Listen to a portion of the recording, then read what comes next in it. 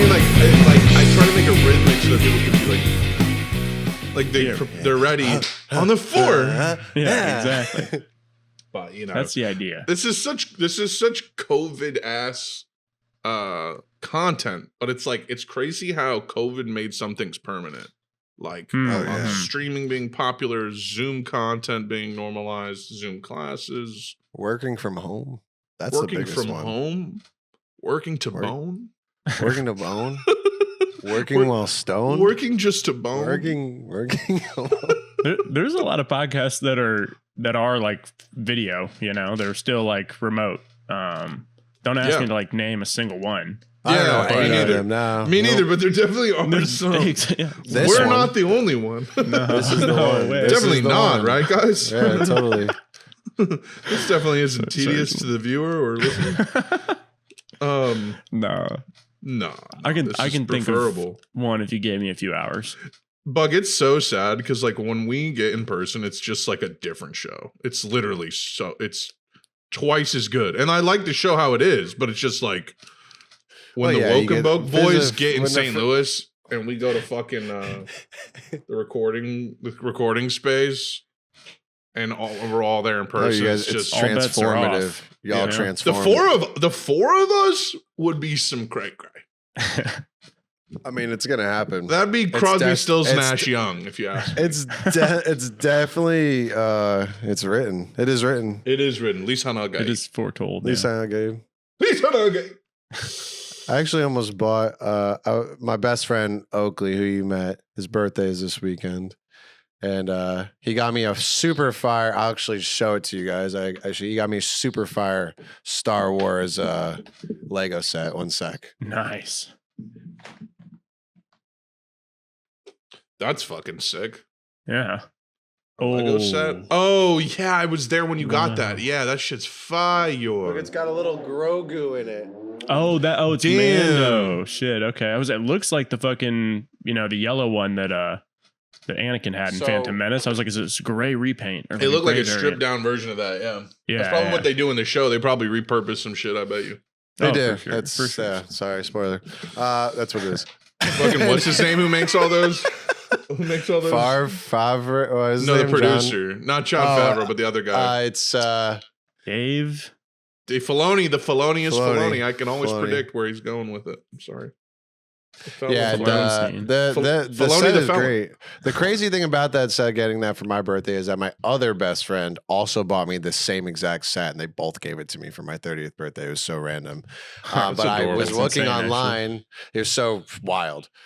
And also the funniest thing about turning 30, and for all of y'all who aren't 30 yet, and you're living your life as a 20-year-old, and you're like, I don't even get gifts anymore, and blah, blah, blah. It's like when you turn 30, all your friends that really love you will actually get you a real gift because people might have more money. I got Legos, and it's all the stuff that you want when you're a kid. I got Legos and Pokemon cards. You just got to be explicit about your hobbies, guys. I got fucking Legos, Pokemon cards, and Met stuff. That's I literally could. That's like a 13-year-old boy's dream. It's like. So I was living my best life, but so Oakley's birthday is this weekend, and I was looking for stuff to get him, and I was going to get him a Star Wars. I did end up getting him a Star Wars Lego set, but I saw this worm. It was I thought it was Shai-Hulud? So it was a Shai-Hulud. I thought it was the Scarlet. What is the name of the worm in Star Wars? Sarlacc pit. Sarlacc pit. Oh yeah. I thought that's what it was, and I literally almost pulled the trigger on it, and then I realized that that's not what it was, and then I scummed. But instead, it was Shai-Hulud. It was Shai-Hulud. It was sick. I'll send it to you guys. It's actually a really cool set. It's like him. It's like jumping out of the ground. It's just its top part. It's pretty cool. It's like a statue of it. It's not like a big worm that you can. No, it's like a flat. So it's basically like a scene, but it's a Lego. It's Legos. Scene. So it's like a scene, and it's busting out of the sand and the teeth. It's pretty cool. Busting out of the sand. Big worm it's pretty cool. But instead, I got him. Oh, I see it. Oh, that's gnarly, dog. I got him a Darth Vader bus, Lego Darth Vader bus, and it's pretty Darth cool. Vader busting. I got a bussin' ass Darth Vader. What am I looking Wait, do you at, see actually? it? What are you looking at? Is it Lego though? It's not Lego. It's the one I found was not Lego. Yeah, I just looked up Shai Hulud and it looks like the part where like the worm comes out of the ground, I guess. I was gonna say the part where the fucking what's it called? The sand keeper. I don't know, I'm reading Dune right now, so I should know the name of the fucking vehicles, but there's a bunch of them. I'm not sure which one's the real one. We're so Dune coded, bro. They all look pretty gnarly, though. How nuts was that? Like seeing that? Because I went in like expecting it to be good, but like it was good in a way where it's like we haven't had a movie that was good in a long time. So I was like, whoa. We keep talking about it, but I agree though. Like just from that standpoint, it was really nice to just go see a movie that was actually like very much so good. I know. I told you guys last time. It's like I walked out of that theater and I had the cool guy. Cool. Huge. That's a huge thing. You're brilliant for coining that, by the way. Walking out of a theater and having that cool guy effect where it's like you have like this cool guy post-movie feel. You're the cool guy. And like that's like you really don't get that. And I can think of like specific movies that like, you know, like bro, the first Iron Man, you walked out of that shit and you're like, I'm a fucking cool guy right now. Like I'm a cool guy. And like it stayed with you. But like, like with Dune and when it finally came to a full fucking ending, I was like, you know, like when the second one fully ended, I was like, I looked at Oakley walking out super fucking stoned, like ridiculously high, and just like hung over from the full visual soundscape realm that I was just put into. And I was just like, that was crazy. Like, I think that's literally all I could say. I was like, that was crazy. Wow. And like on the ride home, I didn't even really want to talk. Dude, that's nuts. Movies that do that to you in general. I've just been on a kick recently where all I want to do is just like watch movies that change my life. Like every movie I only want to watch like movie. You know what I'm saying? That's how that's actually, I think that kind of bothers me that I've been like that too. I feel like I gotta stop doing that because I feel like I've been. You only watch new movies that are like I only watch. Like, I've been on like a kick in that it's like I need the movie to like actually fucking hit, and I hate when it doesn't. You know a movie I just saw? Oh, I hope you guys have seen it. It's very popular. You guys saw Hereditary? Shrek. Oh no, I've not seen Hereditary. You didn't see Hereditary? Oh, Tony, you would like Hereditary. He's not a big scary movie guy though. I like spooky Did you stuff. see Midsommar? Did you see Ari Aster's other film? I've seen Midsommar. Yeah. Okay, so that was cool. I'm not. Yeah, I can. I'm going to talk about this movie without telling you anything, which I'm pretty good about. I've heard so much about it that I do know things about it that I've heard so much about it, and I've been able to completely like cache delete everything that I didn't like. When I watched the movie, there was parts I was like, "Oh, that's where that's from." You know, it hit me where I'd been exposed to pieces of it probably over this whole time since it came out. Mm-hmm. But when I saw Midsommar, I was like, okay, that movie was like really fucked up. Clearly, like the director really wanted you to like watch the hard part. He wanted to use whimsical color grading to trick you and diffuse you. Like he was trying to like basically make the most comfortable room the most terrifying thing. And he did really good at that. And then he does this thing, which is like a motif throughout his movies, that especially these scary movies, is that he does make you watch the part that most people would cut away at, you know, I mean, whether it's a gory thing, or maybe it's like, you know, you're left to think about a death the next day or whatever. He makes you watch like I just found out this thing happened and now I'm going to sit with it for hours and really puts you through it. And that was something I really appreciated more so in Hereditary than in Midsommar. And I also, and Connor, you can tell me what you think about this. Midsommar scared me more and made me more uncomfortable, but I think that Hereditary had a way better story. And like the end of it, I was like, oh, that was great. Like when I got to the end, there was points of it where I was like, because I was trying to fucking, how does all this make sense? Who's in on this? Why is this even happening? Tony, to the bitter end, you don't really know what's going on, which is great with a scary movie. Like you really don't know what the spooky thing's all about till the very, very end, which is great. And spooky. The way that it actually ended and like topped it off and kind of like brought it to a point was much, I think, cohesive than his other film. That's my opinion. I don't know what you think about that, Connor, but that's how I think. Midsummer didn't really scare me at all, so that's good to hear. I think so it made me more uncomfortable. Like I think there was just parts of it that were disturbing for disturbing. Yeah, right. It wasn't as like it wasn't. Yeah, it wasn't. That's kind of how Hereditary is, where it's more like It's got everything. Yeah, it's got it does have everything. Types of suspense. Okay. It's very disturbing and scary. What about his other movie? His newest one? I haven't seen that one. I haven't seen that one. And you know what? I kind of don't want to see it. I just want to see it whenever I see it. I'm not looking to see it. There's so many other 3-hour bizarre films I'd rather have seen. A 3-burger? It's a 3-burger, and it's based off of his short that he created a long time ago called. And it's like I would rather watch like I still haven't watched Yi Yi. I've seen A Brighter Summer Day, but I haven't seen Yi Yi, the other like 4-hour Edward Yang movie. So like I would rather like watch that than watch like a 3-hour film about like, oh, I'm nervous, like guy running around. Like I don't know what it's about, but that just kind of seems like. But it's definitely going to be better than that. But I do like what you're saying, though. This is the problem. And look at me, viewers. This is the problem that people don't realize with Connor is that he is saying these things, but he is saying them with like such like he is like actually fucking around. And I'm just saying this not because I feel this way about what you are, but there's going to be people in the comments like it was good. Yeah. Like I swear you did. It shits on Midsummer and Hereditary. Like it's like yeah. Like I'm gonna see it, bro. I'm gonna see it, and I'm gonna say it at the end and be like, yeah, it was great. You know what I mean? It was polarizing though. Like I know it got mixed reviews. I was eager to go and see it and like it. I was like, oh, I'll probably like this. Most people are stupid, don't like good ass movies, and just because they're long or whatever. So I was ready to go see it and like it, but I just never saw it. And then I was like, I'm not gonna stream this shit. Like, like I'm not gonna sit here and not click pause on this shit. Mm-hmm. Anyways, but yeah.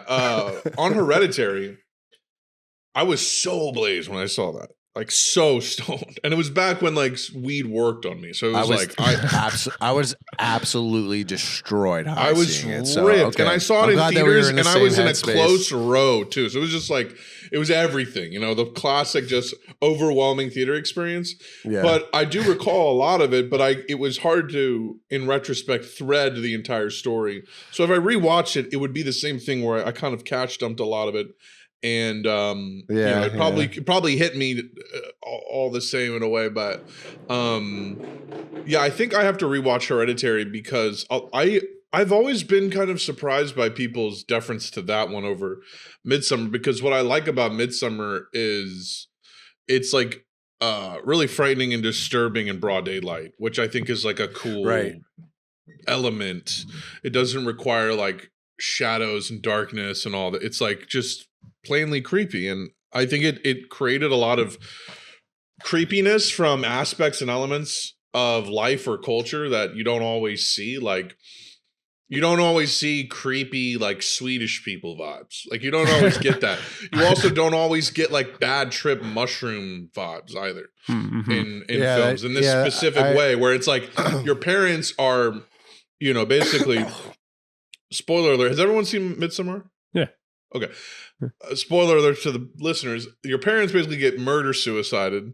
And that's my classic joke about Midsommar, is that Swedish guy that walks over and is like, I'm so sorry that your parents got murder-suicide. Her sister I hope too. That you can come to Sweden, have a good time with us. Like, so, it's like, I just always think that's hilarious, where it's just like, he meets her for the first time, he's like, I'm so sorry, by the way, that your parents were suffocated in their bedrooms by your sister. What a devious act that was. It's like, Jesus Christ. Oh, wait, okay. The sister murdered the parents because I thought they all like she killed them with the off exhaust. the whole she taped off the house and put the exhaust into the fucking right. That makes more sense and then taped it to her own face, which was really cool. That visual I loved. You know, I love the tape the fucking exhaust pipe to your face thing. Crazy. I totally thought they all three just like decided to kill each other and leave the daughter behind. No, it was. I was like, Jesus. It was a suicide. Like, all right, I'm gonna go tuck in. You start the car. It was a homicide suicide. Yeah. Isn't that called something? Is that regicide? What's a regicide? That's like when you kill a king. Regicide. Regicide. Sorry, too much Halo in my life. No, it's a murder suicide, right? Murder suicide. Homicide. I don't know. Homicide. Suicide. Suicide. I'm too alive. Anyways. Speaking of 4-hour fucking movies. What do you guys think about the trilogy coming back next month for like Which their 4-hour one? director's kit? The trilogy, Lord of the Rings, the real trilogy, in my opinion. Coming back for, I think it's June 7th, 8th, and 9th in selective theaters. It is the director's cut of each of them. Let me stop you real quick. Nice. 4 hours After you each. finish this. That's all I got. That was it. I just want to say about what you said, the real trilogy. Yo, Are you Tony. going to roast me? Because that's... No. Okay. No, I'm not. The opposite. Tony's single on me in the edit. Okay. Hey, Star Wars. Hey, Star Wars. Let me tell you something about the original trilogy, Star Wars. And put a Vine boom under every name I drop. Okay. Lawrence Kasdan. Okay? You know what I'm saying? Lawrence Kasdan. Talking about who directed Return of the Jedi. No, Hold on. We're gonna do this. Richard Marquand. Okay. Lawrence Kasdan wrote Return of the Jedi with George Lucas. Both those movies were directed by other people. I have to say, the real trilogy, the real fantasy trilogy, where it's one vision all the way through, must be Lord of the Rings. Must be Lord of the Rings. The Star Wars trilogy, you could say, is arguably accidentally a more hype, exciting cultural moment. It's the Drake. Right. You could say it's the more hype one than Lord of the Rings. I don't even know. I mean, dude, you know, you have no idea how bad. A red day, the sun rises, and then they pan out and the fucking horse, the Rohirrim. I'm agreeing. Like I'm saying. Sorry. No, I'm saying you could say there's things. Here's what I'm saying. Okay. The Lord of the Rings as a trilogy is more deserves the ultimate fantasy trilogy title. If you're just talking about the ultimate fantasy trilogy title, Lord of the Rings deserves that more than Star Wars. Yeah. Why? Because one director, one writer, one cast, the whole thing, it was just boom. It was all shot at once. It got 15 Oscars at the end of it. I'm exaggerating, but like, you know what I mean? It was just like one 15 Oscars. It's like one body of work, and you could watch it as one body of work. Whereas Star Wars, the first one was like, literally, it was saved by the editing. George Lucas is not a good director. Barely knew what he was doing, but he is a good director. He makes good films, but like, I know what you're saying. You don't have to. You're explaining it. I understand what you're saying because I think we all agree on this point, and you hit the nail on the head for it. And that's why I do call it the trilogy. It is the indefinite trilogy to me. Like the Hobbit bastardized that entire thing. I don't even really fucking look at that child anymore. There's people online that like that put that with the Lord of the Rings. Like there's no way that they even communicate with each other. Barely. I think that it is like they're not even in the same fucking realm. It's so funny. Like what Connor said about it being shot, directed, and acted. The whole thing is all just such a cohesive masterpiece. And it's just like this. It's also a fucking like filming like what is it? Like, what's the word I'm looking for? Fuck, my brain is fried. like accolade, like a fucking just like this amazing Canon? feat. It's an amazing Pantheon? feat. It's it's amazing Yeah. feat that what they did. It wasn't Seminal. just that it wasn't just that they made a good ass movie. It was just how they filmed it, how they fucking took it so seriously. It's triumph. Yeah, it was just they took it so seriously, from the fucking character design to the makeup to how they coming up with the idea of the orcs coming out of the ground and ripping that like flesh off of them. Just like they made this cohesive universe between 3 movies that is, and it's not fair because it's written by J.R.R. Tolkien. Yep. The other one's written by George Lucas and Lawrence Kasdan. Yep. And it's like, and the first one was like a Buck Rogers knockoff Dune inspired thing. You know, the funny thing is, like, to me, the real one that's more because like I look at the Star Wars movies and like people. They're so bigger than film. They're so bigger than fantasy. They're like Ghostbusters or Jaws or something. They're like these E.T., these huge cultural milestones. Everyone saw all Universal like, Studios. Indiana Jones, you know, that type of shit. You know what I mean? They're like, it's the movies. Whereas like... The movies, yeah. It's the movies. Whereas like Lord of the Rings and like, especially Sam Raimi, Spider-Man, the Matrix movies... and also the Chris Columbus Harry Potters, but especially the Lord of the Rings movies and the prequels. The prequel trilogy is Lucas having full control, and that's, you know, at 30 now, more interesting to me than watching like a movie that was made by just kind of like a lot of talented people working in Hollywood and the effects. Yeah. But you could argue that Star Wars is the ultimate trilogy because it is an original story, and it did pioneer Skywalker sound and a lot of rotoscoping technology and all 100%. It's revolutionary, but again, like I think it's just it's like a better book. It's a better story. It's the one series. I run to. I don't watch the originals. Maybe I've seen it too many times, but like seen the Lord of the Rings a lot too. I've seen them so many fucking any day times. of the week. But like you know what Lord of the Rings mostly consists of? Like shots of New Zealand. From a helicopter. That's why it's fire. Star Wars, it's like pinholes on a fucking blackout curtain. It's different feats of cinematography. Definitely both pioneering some crazy ass it's shit. It's them in that damn spaceship for like 80% of Empire Strikes Back, and then it's like a fucking MGM swamp with Yoda. Like it's just and it's tough.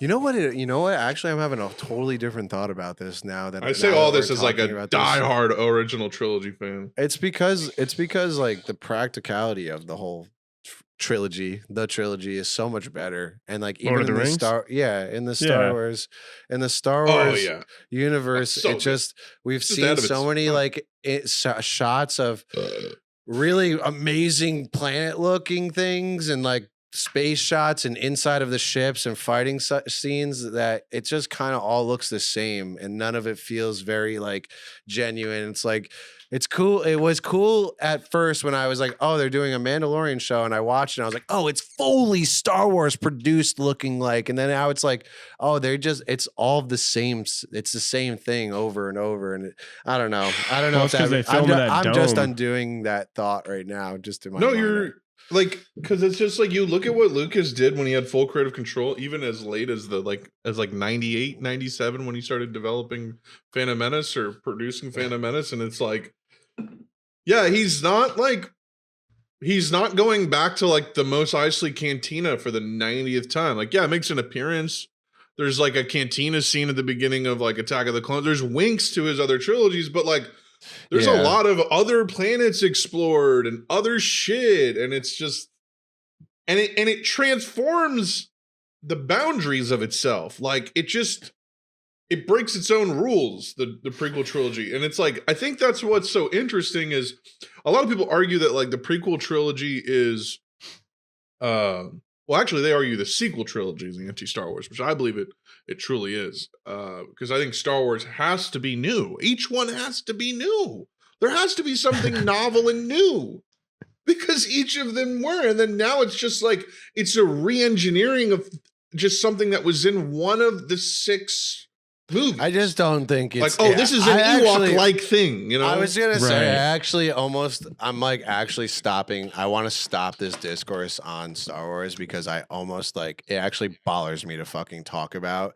I hate talking about the new trilogy so much that it actually disgusts me. And the thing that this is the thing that you just said that just turned me off completely to the conversation is, why did they feel so compelled with the third trilogy of this thing to fucking retell the story again? Why are they telling the story again? It's like, so I think that is so frustrating to me. Like, it's like, instead of a Death Star, it's a Death Planet, bro. now. It's so dumb, bro. It is like it is the dumb. It actually really does bother me. It's like, Rey is a fucking Jedi. There's no Jedis anymore, and now she's gonna be a Jedi, and she has this master. It's like, dude, we watch this again. Like, I understand, like, you guys are trying to make it like this religious lore that it's gonna happen again. It's prophecy. It's gonna be retold. Mythology. Yeah. It's stupid, bro. It's fucking dog shit. It is dog shit.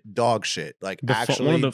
Garbage. One of the funniest things is Kathleen Kennedy saying in a interview or some sort of press conference, like, she says the thing about Star Wars, it's like different than Marvel and DC stuff getting adapted, is we don't have the source material, bullshit. Decades of source. Literally, she says that. Bullshit. Like, that's we just don't have any, we gotta come up with new stuff. I would have given you that if that was even true. That's what the series looks like. It looks like there's no source material for them to pull from. There is in the most source material of any IP ever might be Star Wars because of how much shit there is. Bro, books, fucking fanfic, like so many different Sith Lords and Jedis and time periods that really mattered. And it's like, yo, what are we talking about? Bro, I wouldn't even care if they just picked a fucking if they really wanted to stay within the universe and sell fucking stupid ass toys, pick one of the Jedis that we already know and do a fucking movie with them. Do the Mace Windu fucking origin story. Well, everyone wants that. You want to fucking capitalize on something in Star Wars?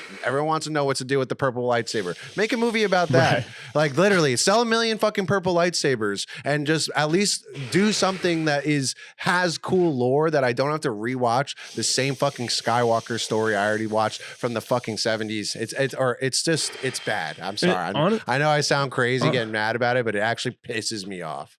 Honestly, it's not even, I mean, whether or not they use like source material or come up with something new, like, yes, they don't, the tone of it all is just like, it just feels like modern, Hollywood blockbuster. There's no like uniqueness to the tone anymore, which George Lucas brought, like the prequels feel like, I don't know, they just have their own vibe. A studio would never be like, yeah, Hayden Christensen is the star of this generation. Right. Oh, no, definitely or Jake, not. What is his name? Jake?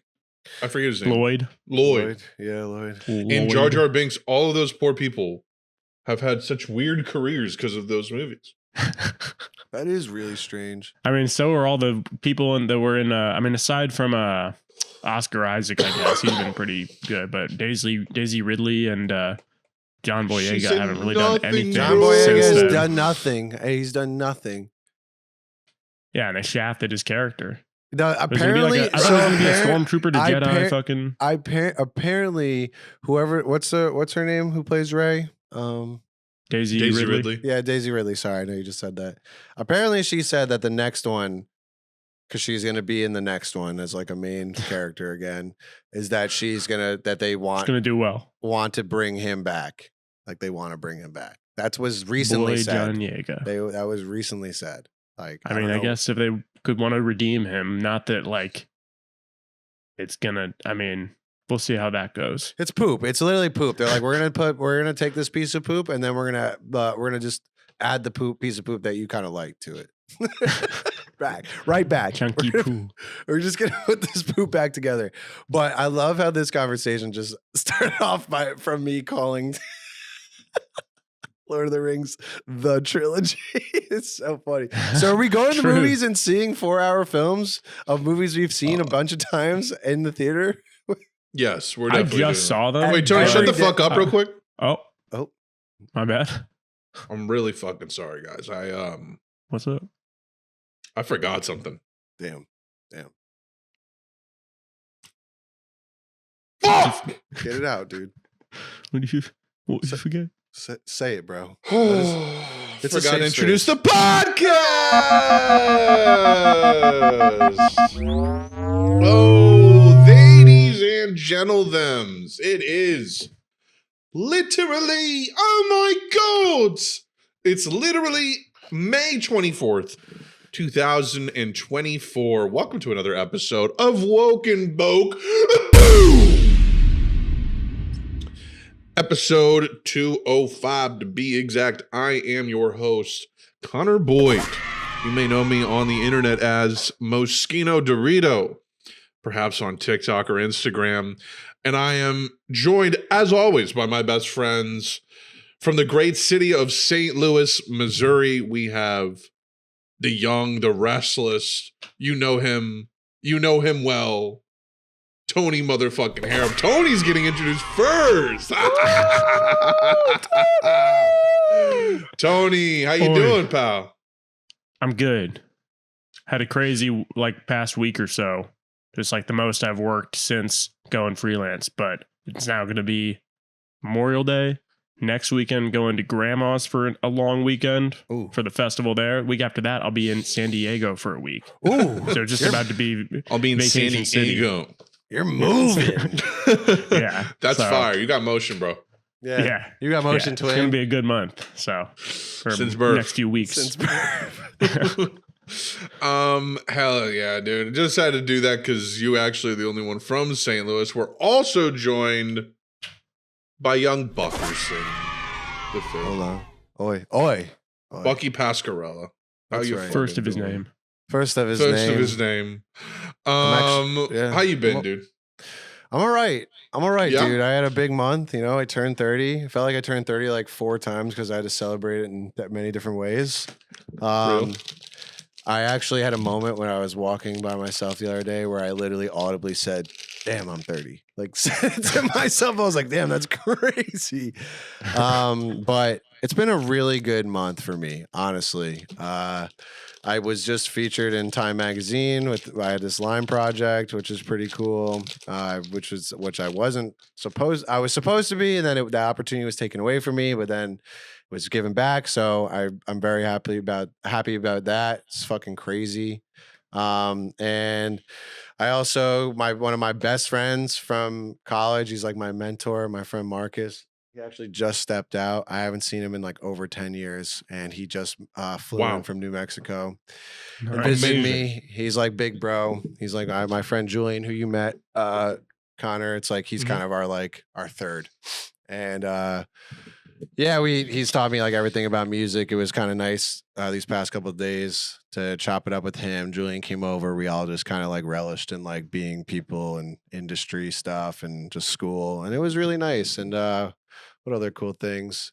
And I've been splurging on myself for the first time in a long time. I don't really make a ton of money, and with my birthday and Halo night going down, I was able to get some cash flow, and I just invested all the way back into my setup. I got some cool ass gear. I got this fucking Elgato key light that hooks up to my Stream Deck that I can change the temp and everything to it. It's so amazing. I can turn it on and off with Wi-Fi.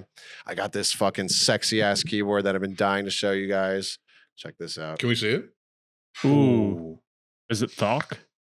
Oh, it's the thockiest thock you've ever thought. Sheesh. And it's a Ducky 1-2, and I put an entire Evangelion keycap. Oh, not the Evangelion logo on the enter button. Oh my God. How fire. It's actually Evangelion? Yeah. Oh my God. It's actually Evangelion. I'm pretty kind of, I'm a little bit geeked about this. No, that's crazy.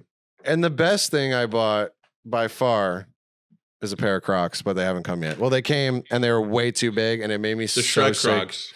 Yeah, they're perfect. They're perfectly green, and I'm so excited. But when they got here and I tried them on, and they didn't fit, I felt like the biggest piece of loser shit ever. I was like, oh, rightfully so. Yeah, I just wanted these rightfully so. Well, because you're getting them to just slip your little feetsies in and have this euphoric Croc experience at 30, and you don't get it, and you get a big old giant rubber boat on your foot and it stinks. Yeah. So, it'll come soon, my friend. Listen, every week we get together to catch up on the latest in video games, current events, movies, music, manga, anime, and potentially more. And you can subscribe to us on YouTube, follow us on Spotify if you're not already doing so. You don't miss a single episode. Join our Discord where we hang out there all the time. Also follow us on Twitter. Yes, follow us on Twitter and also Instagram to get updates on the podcast every week. And reach out to our Gmail, wokenbokepodcast @gmail.com with your questions, comments, and suggestions, and we'll read them on the show. Links to all these are listed in the show description. Don't you understand? The witch is dead, Dorothy. You can't enter the city of Oz. Are you a good witch or a bad witch? You fucking whore. Mine's so much. You fucking whore. You can't come in. Mine feels so dirt. That you can't do this? I can't. Mine's like not even. I can't get mine pointy enough. I just look gross and dirty. It doesn't Someday, look as dude. cool. It just doesn't. I can't wait to grow up. I can't wait until I finally hit puberty and get facial hair. Motherfuckers don't even ask for Pringles anymore. They just look at you like. You're like, all right, bro, here. Let me get a Pringle. I'm the Pringle man. If I had a bow tie, I'd be like, I own Pringles. If the Pringle guy if the guy who owns Pringles doesn't look like that, then I'm not buying Pringles. Then I'm pissed. Yo, there's a really funny email. This comes from Jack. The subject line is NBA playoffs. Dish me the rock, Bokers. Wondering if you have any thoughts on the upcoming NBA playoffs. We could talk about this. I think we all watch basketball, don't we? Yeah, I've been watching it for the past week. Yep. I missed the Celtics game last night, so don't tell me who won. I actually watched the highlights. I actually watched it and missed the very end. Like I was like so close to seeing it, and then I just turned it off. I'm probably gonna have to. I have something going on tonight, but I want to see the Mavs game. They said, wondering if you have any thoughts on the NBA playoffs. Also, listening to literal hundreds of hours of y'all. Nice. I'd like to take a crack at assigning some NBA comparisons.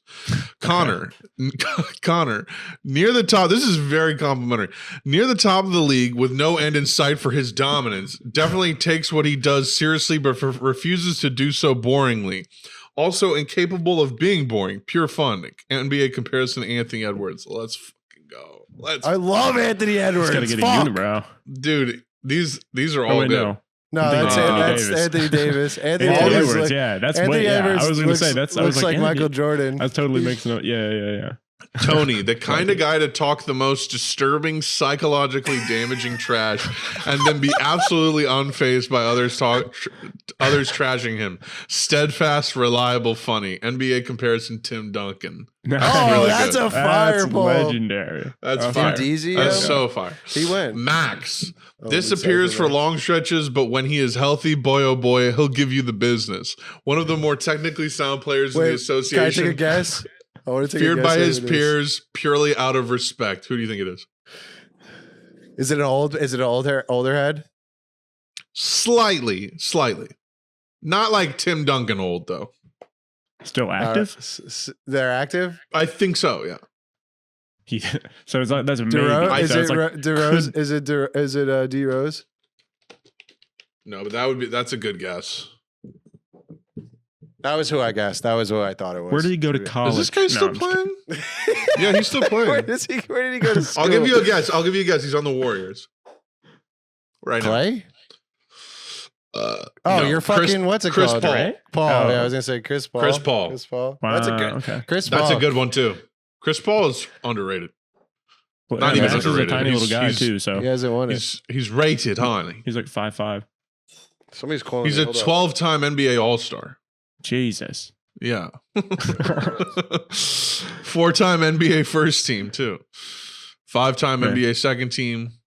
7-time NBA All Defensive first team. That's insane when you're 6 feet tall. Yeah. HOF. Yeah. So that's a very high compliment. Thank you so much, Jack, for those. Peace out, y'all. Much love. Thank you, Jack. That was. I just had to read that because I wanted to be called Anthony Edwards.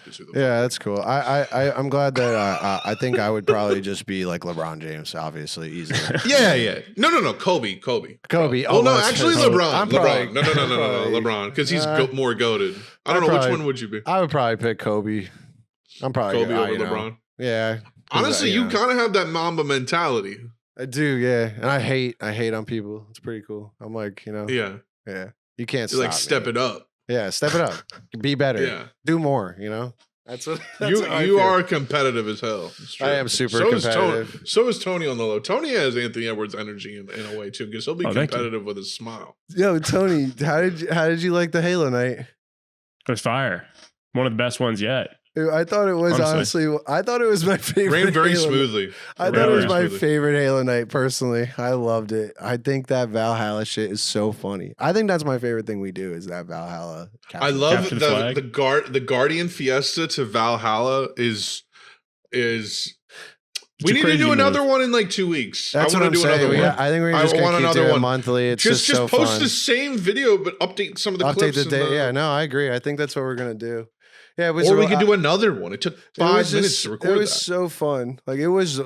I actually think that the Halo Night thing is my favorite thing I do, and in the streaming thing, it is so much fun, and like the fucking vibes are so on. We had so many new people join, and it's just I just love people just getting jokes off the whole time. Yeah. Bro, how funny was it, Connor? Mondo, I think it was. Every time he was about to say something funny, his mic would cut out and it would make it 100 times funnier, bro. Was crying. Bro, I was losing my mind at my desk. Every time he'd be like, yeah, you'd be doing like a voice, whatever, an accent. He'd be like, da-da-da-da, nap. Literally the subject of the sentence only. I'd be like, all right. Dude, I gotta be honest, having a chair, game changer. Wait, should we all take a little lean back? I could go back if you want. Lean that bitch back. I'm going straight lean only. Oh. Straight tilt only, bitch. Oh no, I'm fully horizontal. This is actually not full on reclinization. My shit's this might be my new itself. I'm not even doing this. No way. It's like a Roomba. Just moves around the room. This is tough to get up. Hold up. Almost got stuck down there. Got stuck down there. Your chair. Imagine you had one of those those machines with the dual bars on the side and the phone clip up here, and you just go. They've got that cyclone. Sucks on Have you seen those? No. They come with like a bendy phone holder. It's basically a jackhammer that you put on your cock, and you put your video on it, and you can fill it with water, and it just jackhammers your shmeet. It's like an automatic robotic sucking fleshlight with 2 handles that you can also clamp your phone. It's got like 2 like fighter jet handles on it, and it just is like squelches on your shmeet. It's like the iPad they were watching the pod race scene with. In Phantom Menace. That's what it looks like. It's like the Switch, but for your cock, Yeah, but for your cock. I mean, send me a link. Going into new Nintendo. Oh, no, you're just going to have to Google that on incognito mode. Going into Nintendo America. Just so I can look at it. Going into Nintendo America and talking to Reggie Fils-Aimé and being like, yeah, so it's basically a Switch for your cock. For your cock. It's a Switch for your cock. That's what it is. Fuck, yeah. Yeah. Wait. So basically, you can run the N64 on your cock. Have you ever played Wii Sports on your cock? Yeah. No, you can definitely play. What's that game? What's the new Metroid game called? Fuck. Metroid. I don't even know. We'll just call Genesis. Fusion. No. It's not. No, wait. It's just gonna sound funnier if I say the actual Metroid on your cock. No, Metroid. Yeah, you can play Metroid Dread on your cock. Yeah.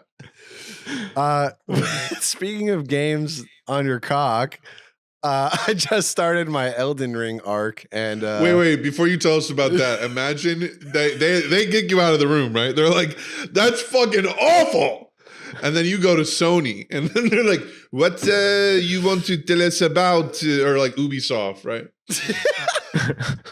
And you're like, "Yeah, it's you can play the Prince of Persia Ubisoft side-scrolling game." On your cock. And they're like, we kind of like this idea. This is and then they get the PS, the PS5 Bluetooth PS5 basically Switch they came out with. It's that with the flashlight attached to it, and you can play Prince of Persia while you're getting Need for Speed on your shmeet. Need for shmeet. Need for shmeet. This is their newest title called Need for shmeet. Need for shmeet. Need for shmeet underground. Need for shmeet. That's neat. Neat for shmeet. That's neat for shmeet. I'm just picturing Neat for Shmeet written in the like gunmetal Need for Speed fucking like font. Neat for Shmeet. Like Need for Shmeet. Yeah. So yeah, I'm playing Elden Ring. Elden Ring. So I'm playing Elden Ring. And I made a really funny promo. I was really proud of it. Dale directed it. He came up with the whole thing. So good. He came up with the idea, and I came up with how I could actually make it work. It was funny, and I shot a bunch of stupid iPhone fucking videos of candles and me like wrapped in a robe, and it was good. And really got it. And the mask, the balaclava, the pink worm mask, and I really got to say, as somebody who plays video games professionally and has played video games for most of their entire lives of being a human, Elden Ring is the most intimidating, hard game I've ever played in every single parameter and piece of the game. Especially, I've never played a From Software game. I've never played a fucking Souls-like or game ever. This shit. Oh, really? Not even God of War or any of that shit? Nothing. This game makes you feel like a fucking idiot, like an idiot. Like I played like Diablo and things like that, but like I've never played anything like this. And I thought it was gonna be more like Skyrim-y, but this shit is instantly, as soon as the game starts and you're able to like walk into where the open world is that you are smacked in the face with how hard the game actually is. Like it made me feel, I was getting uncomfortable my first day streaming it, thinking like, oh, like I'm not getting over this wall. Like this is gonna be terrible on stream. And the other thing that these motherfuckers Can you imagine Kai Cenat, how he felt starting that game? It was probably horrible. And I have like a death counter. And the other thing too is that I didn't know that there was like a toxic culture around the Souls games and the Elden Ring games, and that there's like a certain type of person. And a lot of those people are part of our community. And no offense to y'all, we already talked about this, but dude, they do not let you play the game like at all. It's like people telling you like, press this, go back for this, you forgot this. And it's like, dude, like I know that this game is tough to watch because it's so hard and you're trying to help me, but it's like, yo, let me just fucking play the game. Cause I've been on it for 3 hours and I know that at the end of it, I'm going to beat it. So it's just like, let me do it. Blind play. But yo, the game is fucking disgustingly hard. The world is unbelievable. It's very anime coded, which I never knew. It's extremely anime coded. Yeah. It's extremely Lord of the Rings coded too. It's like the most subtle. It's like this anime world that is not drawn in like an anime aesthetic. It's like Castlevania coded almost, and like it has like this like. Yeah, and like I said, like it's completely unforgiving. The controls alone are, every button on the controller does something. Obviously, it sounds so ridiculous, but it's not as simple as just like locking and fighting. It is like locking, fighting, healing, spells, enchantment, dodging, like all of your meters. Like, bro, it is so intricate. You open up if you press start, you look at your inventory, you have like 9 different things you can go through as far as like, figuring out like your attributes and your affinities, and like, bro, it is overwhelming. And for I'm how many hours am I in? I'm 9 hours in. 0.001% of the game I've even completed and have nothing to show for. I ranked up like one time, and this is how ignorant I am, especially being like a fucking video game nerd. How long do you think how long do you think that game is? Tell me, like, actually, if you know, then you know. It's like very long, like 40 hours, 80 to 100 hours type shit. Bro, it's 134 hours for most people's first playthrough. Most people. And get through just the main story? Get through the whole thing, like to just go through it blindly and play the game, to finish the game without knowing anything, like what I'm doing, people play 130 hours. It's insane.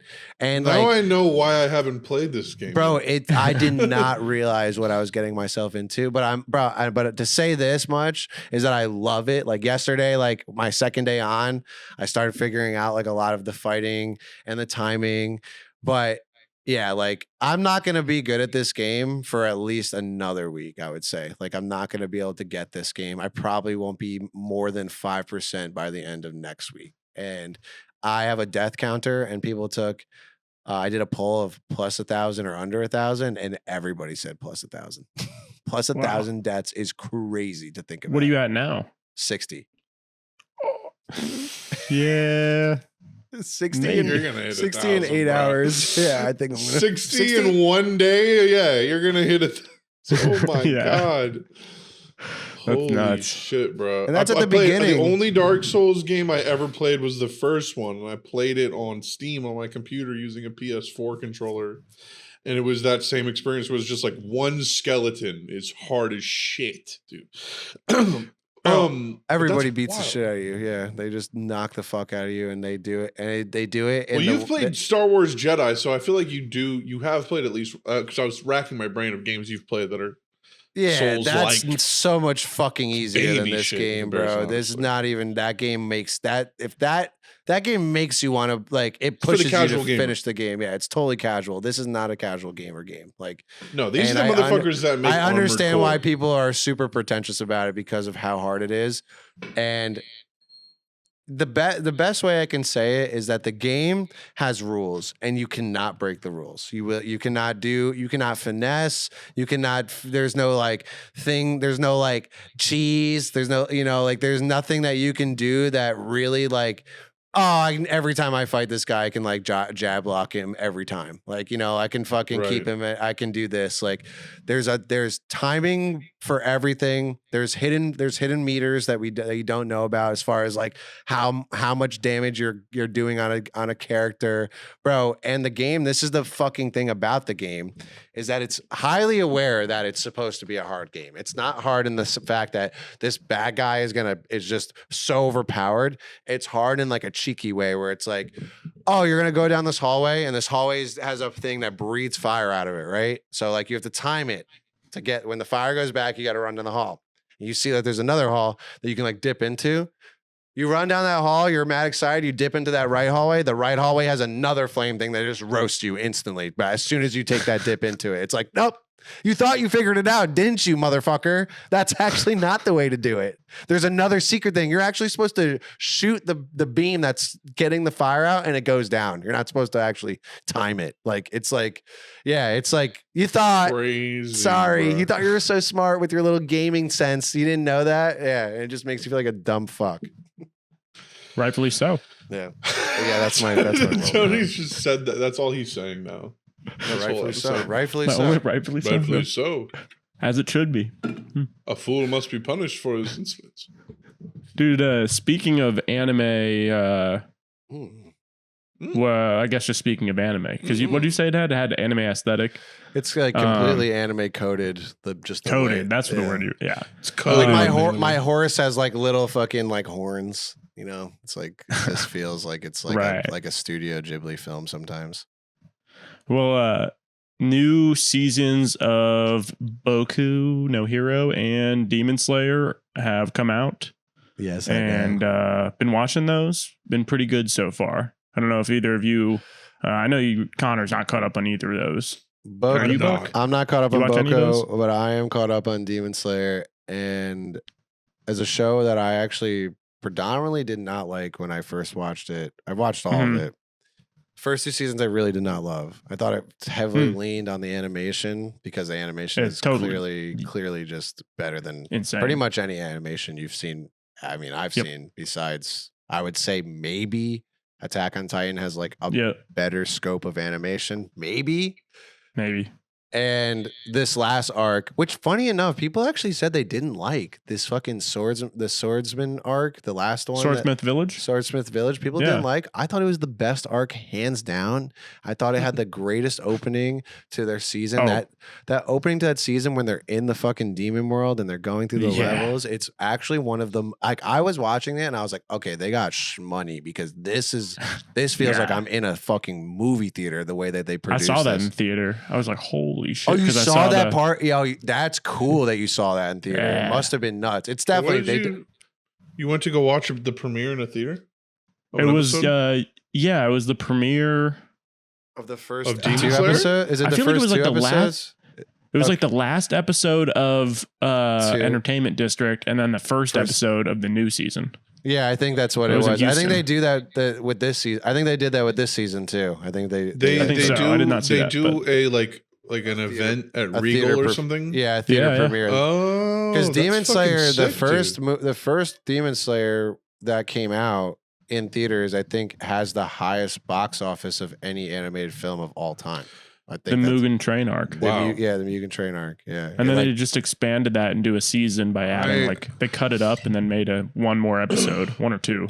I gotta give that show a chance because I started it and the animation is good, but to me the character design kind of looks like a little cheap in a way. I don't love it. It's got this pasted on top of feel. That's how I feel. It feels like a Flash, it feels like Flash animation, and this character design or something. And people always say the animation's crazy, and I'm like, maybe I just haven't seen it yet in the first 5 or 6 episodes. And also from a story perspective, it's the same shit. It's like it starts and it's just like there's a league of guys who kill the bad guys of the world, and it's just like, all right, here we go. This is just literally every fucking show. It's like, here we go. Strap in for the predictable, breaking through, self-doubt, all this bullshit. Come on, you cannot say that when you're talking about anime. You have to release that. It's like, you cannot do that. I'm starting to think I'm not as wild about anime as others, but I do. It's just so fucking cool when it is cool. When it is the fight scenes. Yeah. Because I'm going through Dragon Ball Z now, and it's like when Gohan goes to high school and shit. And I'm just like, it's fun though. It's fun, but getting that fresh start because it's like years later, Gohan starts going to high school after the world is saved, and he starts living normal life. For me, Demon Slayer is the coolest parts of the character design, not the character design, the just the cool way that the characters fight. The breathing styles, the demons have cool. That's interesting. The demons, all of them have their own shtick, which is cool. Yeah. The movie, I gotta get deeper in the lore. The 3D animation that they've progressively started using more and more, I think it's just getting better. I liked it in the new season with the dragons, the giant. I thought it was great. I usually hate that shit, and I actually thought it was great. And I think in the guy with the orbs. Yep. The last season where they used it heavily, actually, in that last season so much with the ribbons. Yeah. No. Yeah. Was it entertainment? Whatever the swordsmith. The one. Yeah. When they fought. They did use it with the ribbons a lot. That was at the end of the entertainment. I'm pretty sure. But the guy with the most interesting one I liked the guy with the pots. I thought his fighting technique That's what I meant. Pots. That was the pots were so crazy. That fighting style. I love an anime, and it goes to all these writers because this is one of the best things about these anime shows, going all the way back to fucking Yu Yu Hakusho, is that they make these fucking villains that have these certain quips that are actually so hard to figure out. And I love that unraveling of figuring out. Jujutsu Kaisen does it. They all do it, where it's or even Dragon Ball Super. The perfect thing is Jiren can fucking bend time and be in a different space and time. How are you supposed to ever hit him? You know, it's like all like I love that like idea. And that pot one was so writing interesting yourself to me. out of that. Yeah, like that's such a how to write yourself out of that is so interesting. I think Demon Slayer does it beautifully. And absolute dude. And when he makes the fucking that's a great point, honestly. Like when he makes the tower of people. Yes. Oh my you know God. What I'm talking about? Yes. Brutal. Yes, bro. Brutal. Yes. I forgot about that. That is brutal. Yeah, it was a great season. People are just fucking. I mean, now I will say, like, Demon Slayer is like massively overrated. Overrated, 100%. There's so much better stuff out there. Yes, right. Yes. Exactly. There's much better stuff out there. And I don't want to say that. I don't want to cast this judgment on the show that I just started because I just started and it's probably got to like speed up. But I just started Full Metal Alchemist. Woo! And for the first time? Yeah. Oh my God. Keep going. First 6 episodes, solid, but like that nothing's blown me away. Like I'd say I liked the first 6 episodes of Chainsaw Man more. Okay. Like that a lot. Bro, I gotta tell you something as somebody who is a fucking devout weeb. So that show it ends up on every fucking list in anime ever and is shown up to be the #1 show. People consider it to be #1, not only in a top 10, top 5. People consider that the #1. I've seen it 3 times. I've seen the original. I've seen Brotherhood. I think it is extremely overrated. I think that I don't think it's bad. I think it's wonderful. I think people need to respect it and give it its flowers to be that it is like a pioneer for a way a story has been told in anime that in a way that it's being told that it's never been told like that before. And a lot of shows follow suit heavily. Like Attack on Titan follows suit heavily with the way that they tell the story and this political and the political like minutia and intricacies are a major part of that story, which you see a lot in like a lot of other shows moving forward. And it is really, really good. It's exciting. It's goofy. Like it still has that like older anime goofy feel, but I don't think it even sits in my top 5. It probably sits in my top 10, but I don't think it sits in my top 5. I do think it is extremely overrated. I'm sure people are going to hate on me because I know that's like people's favorite anime, but I'm saying it's very good. I've watched it 3 times for a reason, but I don't think it's that amazing. Right. I feel like it's probably people got a lot of rose-colored glasses for it, like because they watched it growing up, you know? Yeah, whereas me, I got into anime 2 or 3 years ago. So. Oh, really? I didn't realize that. Yeah, 2021. I mean, I've watched like 15 animes front to back in like 3 years. So, and some of them were short ones, you know. But Tony's always watched animation a lot, and also has always been into superheroes a lot. So yeah, that's why I was like, so dude, you should watch My Hero Academia, and from there he watches way more than I do. I watched all the classics or like the tent pole, you know, like Attack on Titan, My Hero, Mob Psycho. You gave yourself a good nice base before I watched some more niche stuff. So I'm just kind of getting all those out of the way, like Death Note. I want to watch next.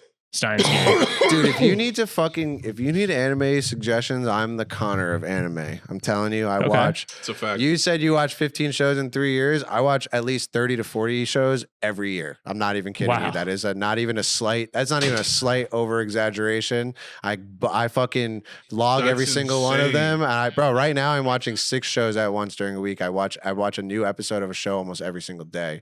And if I miss every day, I would just sit on Saturday like it's fucking Toonami or Saturday morning cartoons. I watch all of them. And I think like it's really good what you're doing. That's the way to do it.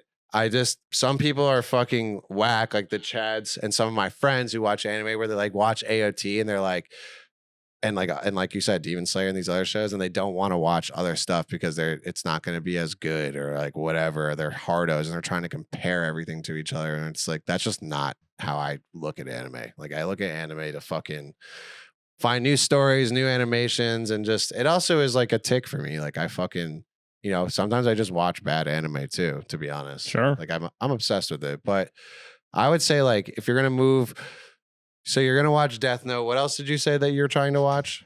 Here, I'll just pull it up on my freaking I have a My Anime list for one. Pull it up on your Paraphone.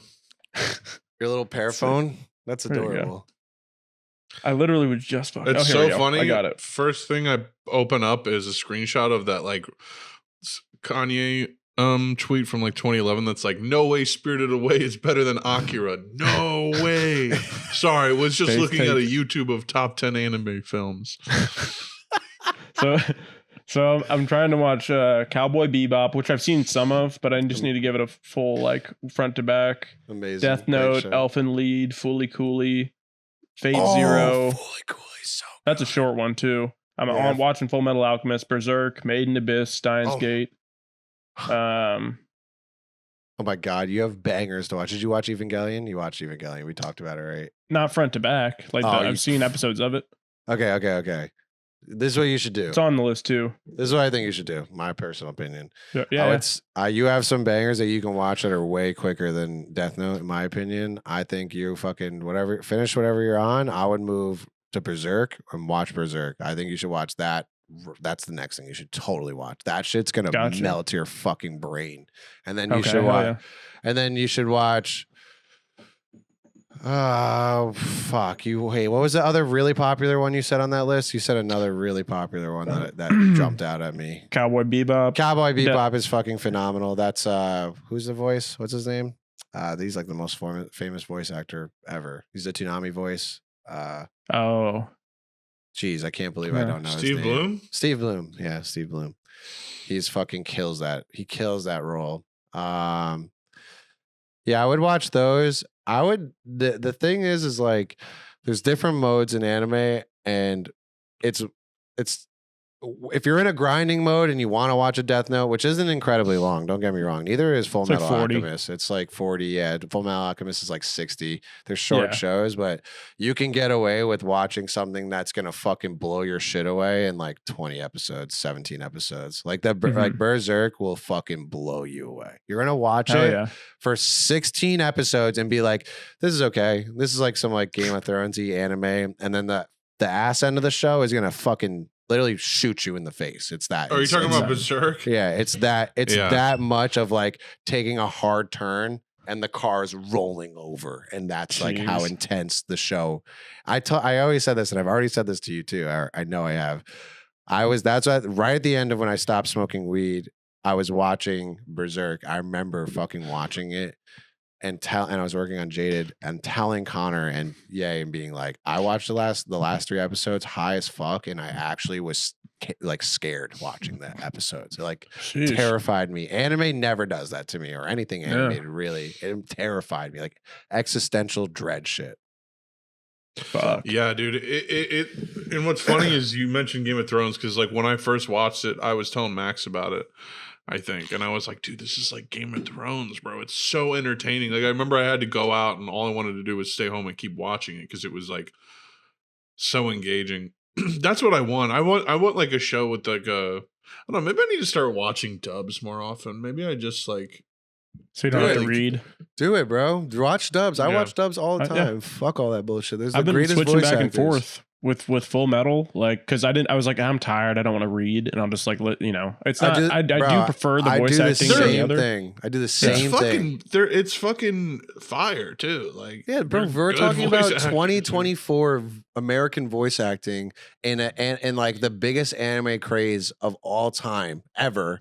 And of course, the fucking studios have great voice acting. So I get the purists and all of that, but at this point, it's like, pick your poison. Like, you're getting both great voice acting. Like, I don't know. People are so weird about it. And even I love when people say even old shit's bad. Like, even old shit's not bad, bro. Steve Bloom's been around for how fucking long? Like Cowboy Bebop is insane. Like, all of that's great. Like, so just watch it whatever you'd like. I'm watching Samurai Champloo at the moment too. Oh, so, nice. Oh, so you're in your bag. Yeah, you're I'm like 6 episodes into that as well. So yeah, that's great. Those are my 2 right now. Have you ever heard? And then watching Boku, Demon Slayer, and Kaiju number 8. Oh, let's go on the weekly sketch. Are you caught up on Kaiju? Yeah. Yes. Best believe I am. Connor, if you want a show to watch that. And I'm going to give the greatest pitch ever for this goddamn show. Here, listen to me. I'm caught up on the manga too. Oh, you are? Nice. Yeah. Crunchyroll, look at me. I'm so happy that you guys did this. And I'm happy that you put a ton of money into that, because it is fucking produced, I think, by my fucking dad, Hideaki Anno. I think he like produced the fucking whole thing. I think and it's called Kaiju Number 8. Of course, it's Hideaki Anno, and I just love it. Like it's getting me gassed every time I watch it. It's goofy as fuck. It's badass as hell. The intro, the music. Bro, the music in the intro. When you're watching the intro, you're like they've spent 99.9% of the budget on this intro. It's like it's way different than anything I've seen. It's so crazy. The music rocks for it. It's high. It's so good. I just need to start watching more anime. I mean, the weekly schedules, I really like that, honestly, because I'm like, I can just watch a 20-minute episode, or there's 3, so it's like, okay, an hour, and I can just watch 3 new episodes, each a little different, and then, No, I always like that about Jujutsu Kaisen is like my ADHD. It's like, all right, this is going to end in like 20 minutes. Bro, Tony, that is the way to fucking just consume anime is exactly what you're doing. That's what I do. Right now I'm watching, before these shows ended, I was watching Frieren, Solo Leveling, Shangri-La Frontier, and Mashal all on a weekly basis and just catching them as they fucking came out. And it was like, oh, this is so nice to watch it. Because one's a fucking adventure, one's a little goofy, one's a little RPG nerd show. It's like I'm getting everything I need on a week-to-week basis. It is like Saturday morning cartoons. That's what it feels like. I didn't even know about Shangri-La when it was coming out. My friend told me like at the end of the season, sort of, and I was like, I should have been like adding that to the. And what was the other one you said? Frieren. Frieren. That's the best. That's the number 1 manga in the world right now. It's the best. No way. 100%. Frieren. Right now. How do you spell that? Frieran. I already found it, Tony. You're so slow.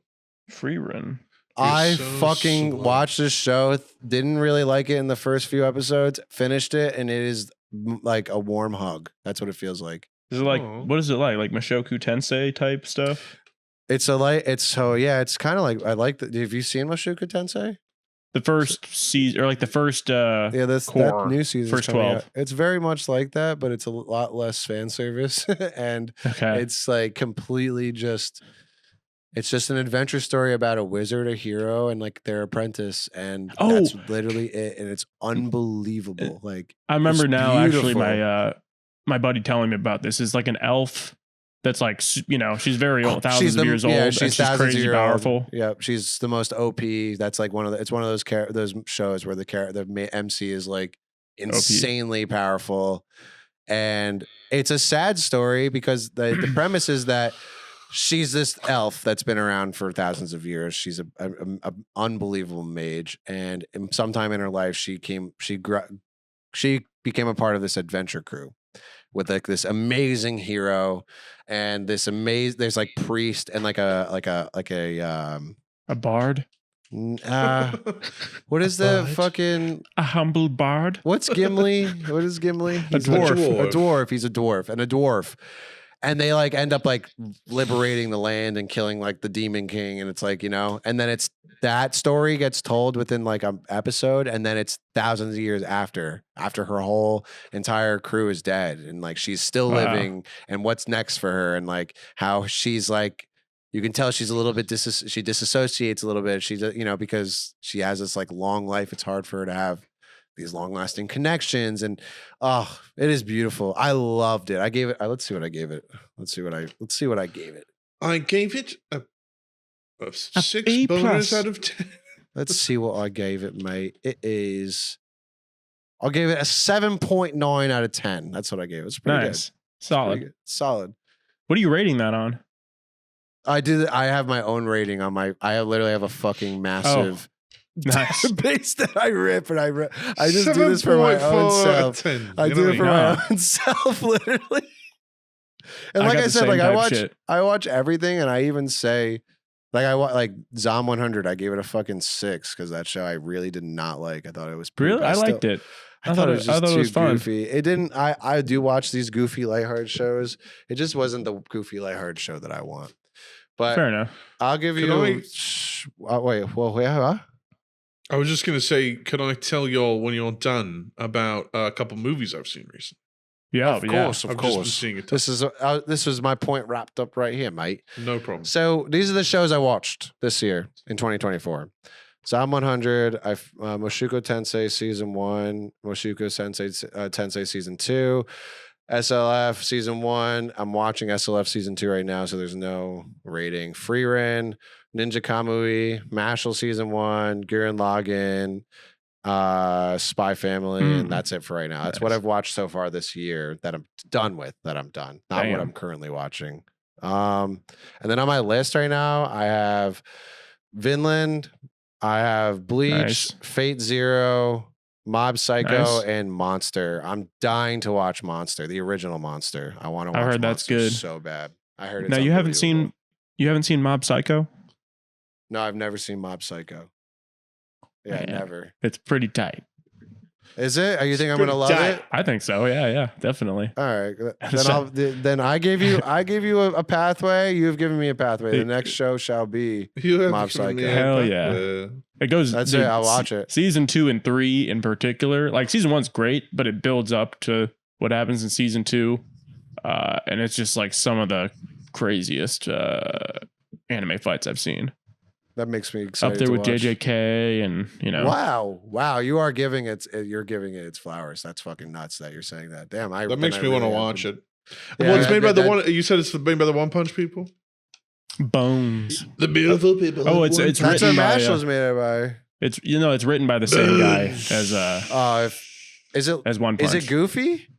It is goofy, but at the same time, like very serious. Like it really straddles that line. Like. Okay, because I've only seen parts of One Punch Man, and I'm watching all of Mashal, and Mashal is like unapologetically goofy the whole time. Oh, like, 100%. There's serious flex of serious stuff, but it is just the goofiest goofy show ever. Mob Psycho's a lot heavier than that. Okay. Yeah. Okay. I need something like that, so that's good. Especially the end. Like, sheesh. Fire. I love that. Yeah. Connor, what movies have you seen? Tell us your movies. I want to hear the movies from your soul. Well, the movies I've been seeing, I've been on a bit of a movie kick. Ooh. I ended April seeing a couple movies, a handful of movies that week. I saw Monkey Man, Challengers, and La Chimera, like you saw back to back. I did see Monkey Man. Little underwhelmed by it. Feel free to read my review on letterboxd.com. Moschino Dorito, look me up. But I like put off writing my review of La Chimera because I wrote like a long review for Challengers. So I finally wrote it, and then I was like, all right,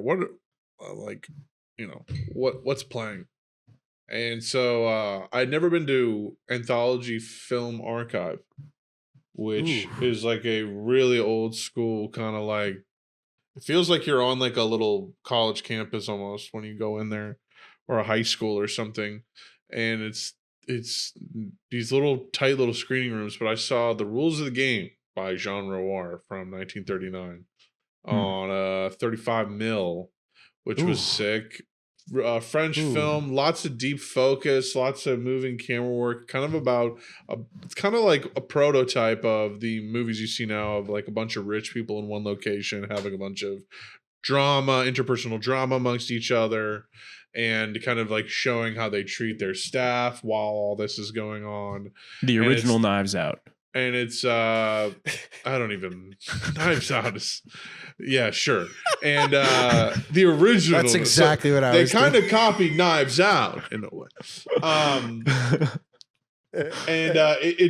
Even like a bunch of Friends or whatever, like it kind of just has that type of movie etched out. And it was made in 1939, big failure.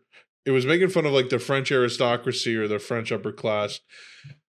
Later, like in the mid 50s, early 50s, Andre Bazin, or just like the French basically society of like cinephiles, basically rediscovered the movie and started glazing it. And it then got into like Sight and Sound in 1952 as like one of the top 10 best movies ever.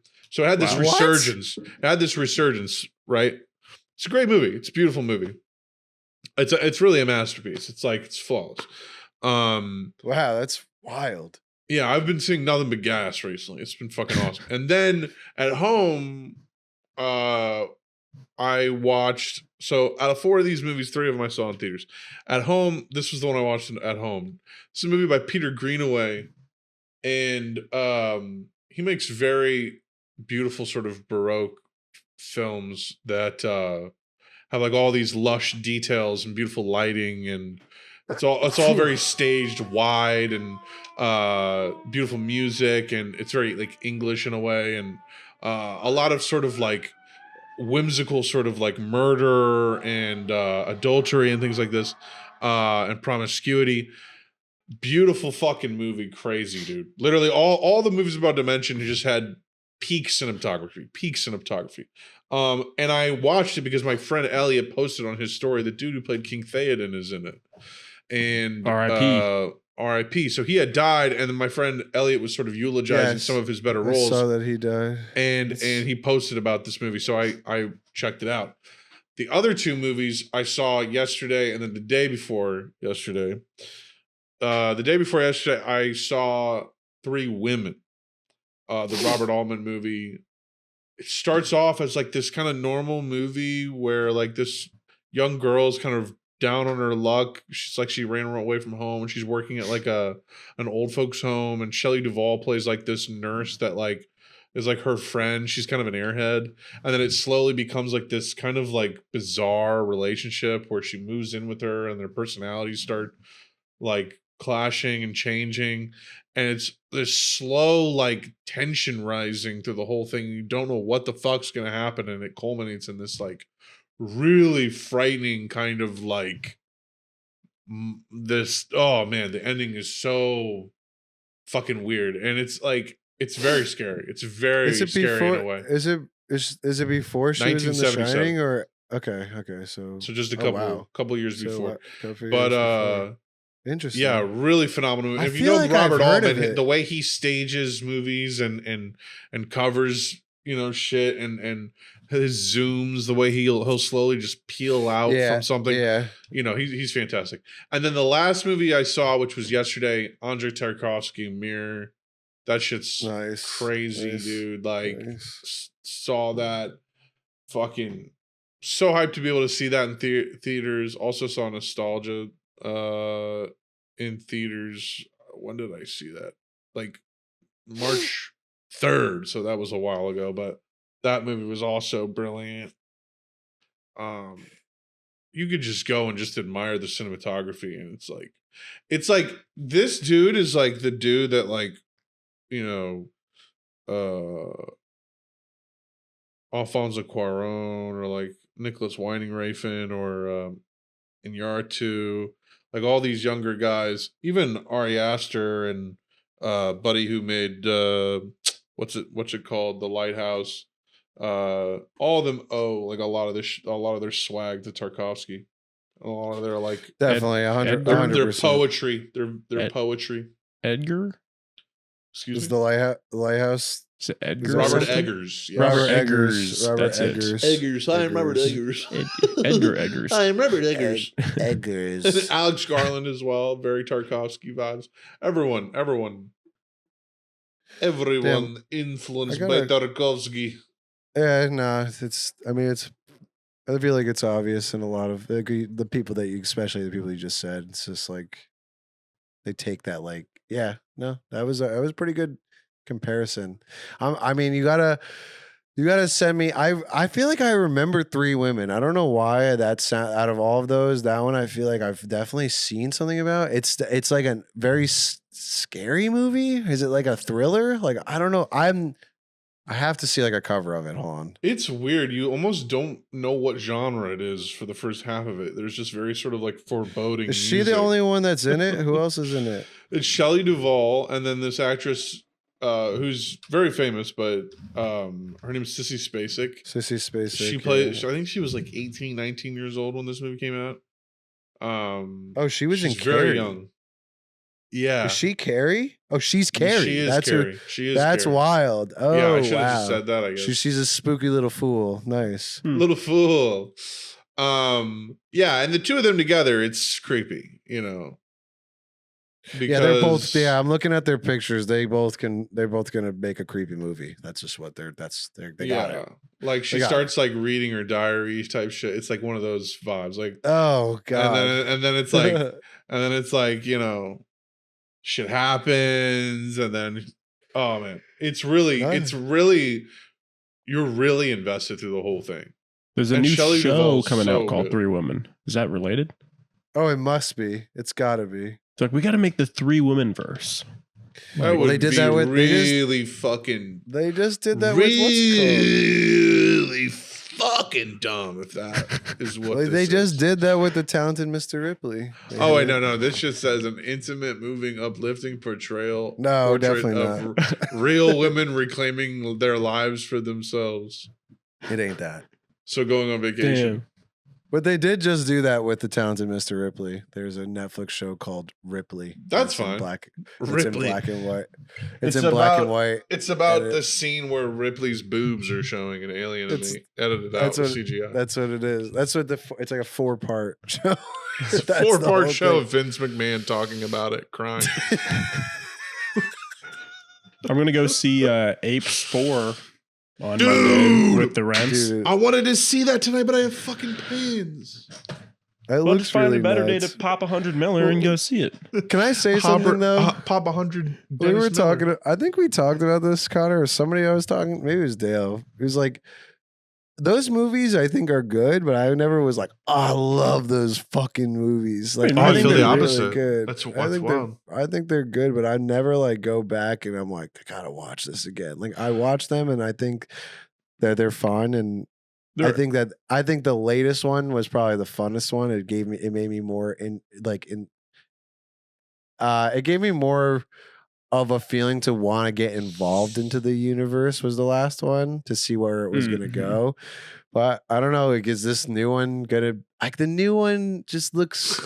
I heard it's really monkey. Good. I love it. It just looks like it's very monkey, and it's like human now is monkey. Yeah, let's do it again. The tables have turned. The tables have turned. Here's my opinion. I actually feel. I really feel the opposite. Like I feel like those films are just now. For some reason, I feel like the internet's now talking about them again with the release of this new movie, and people are starting to appreciate them a little bit more. I think they were highly rated when they came out for sure. So I guess maybe I think they're just evenly rated, but I always saw those and was like, these have no business being this fucking good. Right. Like the first and second one especially. The third one I don't really remember a lot of. The thing I remember most from that one was there's a scene where there's like a dead monkey, and the little girl, she has like a flower and she is gonna like tuck it in his ear, but I lean over to other Connor, not this Connor, but a different Connor, also with red hair. I lean over to him and I say, what if she stuck it up his nose? And we like laughed so much that we had to like walk out of the theater because like we wanted to be considerate. We were towards the back, but we could not stop laughing. That's so funny. And that's my best memory from that. But I do remember liking it, but I feel like what I remember is that the final battle sort of seemed kind of inconsequential, small scale or inconsequential, or like it was. I just don't recall carrying that much. I remember them all running across the Golden Gate Bridge, and like the culmination of that first movie, that was like memorable. Pretty crazy. Dawn of the Planet of the Apes, they're like in the forest in the beginning, and they're all like, no, I know it's crazy. It went hard. I mean, it's like, and in this sea of like movies that are like the new Godzilla movie, you know, like the one with Thomas Middleditch. It's definitely better done for sure. Yeah, it's be gone with all of that. Like. It doesn't deserve it. I can see how it visually as a commoner. That sounds so dirt. Like those are all in the same category, but definitely, Planet of the Apes is definitely far, far, far beyond better than those fucking shithole movies. But have y'all seen Godzilla -1? I haven't watched it yet. No, bro, it's killing me. And it's killing me. It's on streaming and shit. Maybe we should watch it, bro. Yeah, it's on streaming. You can go streaming right now. Streaming right now. I did like. Hold on. I got a bunch of nuts in my mouth. Hold on. Oh my gosh. You know what I'm saying? Wellington. Keeping me there. I gotta swallow these nuts. Hold on. You nut muncher. Nut swallowed. You nut muncher. I will say it was a crazy feeling watching Planet of the Apes, and when Caesar finally like says no, I like felt that in my head. No. You just feel it in your and Draco Malfoy's like, you shit. I forgot he's in that. Oh, I forgot he's in that. Oh my god, I fucking forgot. We all had that moment watching it, like, dude, Draco Malfoy's in that too. I know, it's any of those fuckers. I'm like, it's just your Harry Potter, dude. He's like, let me guess, black hair and poop on your toes. You must monkey be a monkey. Must be a monkey. must be a monkey. It's crazy. Fucking bitch, boss. Imagine you got to actually you must be curse. A monkey. Banana in your hand. Yeah. Banana in your Ruddy hand. clothes. Second-hand book. Let me guess. An ape. You must be a gorilla. Yeah. You must be a chimpanzee. 3,000 pounds. Fur all over. You must be an orangutan. You must, yeah. Plate face, red hair, hand-me-down book. Must be an orangutan. Must be a ranga. And he's like, how dare you say that? Dude, when someone first called me a ranga in middle school, high school, I've never heard that. Is that it? What are you saying? You've never heard of ranga? No. Oh, that's the best made up slur for gingers ever, bro. I swear. Ranga is wild. I think it's a real I have term. So many red-haired friends. So many. I've never heard that. Yeah. Because it's like British people came up with it. You can Ranga. No, it sucks. That would be something they come up with. Auntie-Nan's slag is a fucking slur to them, dude. Like, come on. You fucking slag. Yeah, this has 1,700 likes. Ranga, a person who has red or orange hair. Richard, you fucking ranga, piss off. And it's from 2003, bro. From 2003 on Urban Dictionary. Ranga is crazy. So funny. When I felt that's the only time I've ever truly been like, that's really fucked up. I don't know if that'll be the title of the episode or neet for shmeet. Neet for shmeet. Ranga versus neet for shmeet. Ranga, maybe that'll be it. Ranga's a sick gamer tag. You're going to have to flip a coin for that one. Yeah. Ranga as a gamer tag goes so hard. Neet for Ranga. How do you spell it? Spell it for me. Ranga. Yeah, that's fire. Yeah, they were cooking when they made that one up. I'm not gonna lie to you. Yeah, those braids. Apparently, gingers are treated poorly in the UK. Apparently, are there gingers in the UK? I have many red hair friends. Connor, you saw a lot of my friends have red hair. I have so many red hair friends. Dude, I feel like God is constantly trying to like steal my fucking identity because there's so many Connors, so many people with red hair, so many people with mullets now. They're like, I have a mullet too. Oh, Tony, my other best friend named Connor has red hair. Oh my God. I mean, it's kind of like, you know, common because it's like Connor and then red hair and Irish. It's Irish. It's like whatever. It's a very Irish name, but still. I guess I'm a basic bitch. My parents should have named me Seamus. No, I'm so glad that would have been nuts. I'm pretty Seamus. My name, bro. Yeah, we talked about this. Your name was gonna be Seamus. My name was gonna be Macaulay, bro. That was imagine we were Macaulay and Seamus. Holy fuck. That would be fuck. I don't even know if I had any other alternate. I must have not really been. I must have been hungover or something when you. We were talking about it when we were. Because if you were born, my middle name is Macaulay. If you carried the name, your middle name, that's fine. But your first name, like as in Macaulay Culkin, people thinking you're named after Macaulay Culkin. Macaulay Pasquarella. Like, what was my mom trying to do? Bro, my name is so goddamn. I have the most New York name. What it's kind Italian of fucking KFC Taco Bell fucking Irish Italian restaurant were they trying to create? Macaulay Pasquarella. What Michael, my full name is Michael Macaulay James Pasquarella. They're like Macaulay James Pasquarella. He's going to be the leader of the church down in fucking Brooklyn. It's like the most goddamn just Roman Catholic New York name ever. Yeah. Wait, where did Buck come from? Oh, you don't know? No. Well, so I was born Michael after my father's name is Michael. And my dad, who Connor had met, my dad's like, he tries to get his jokes off all the time. He thinks he's a pretty funny guy. And when I was born, I was like 10 pounds. I was a huge baby, like big baby. Nice. And me too.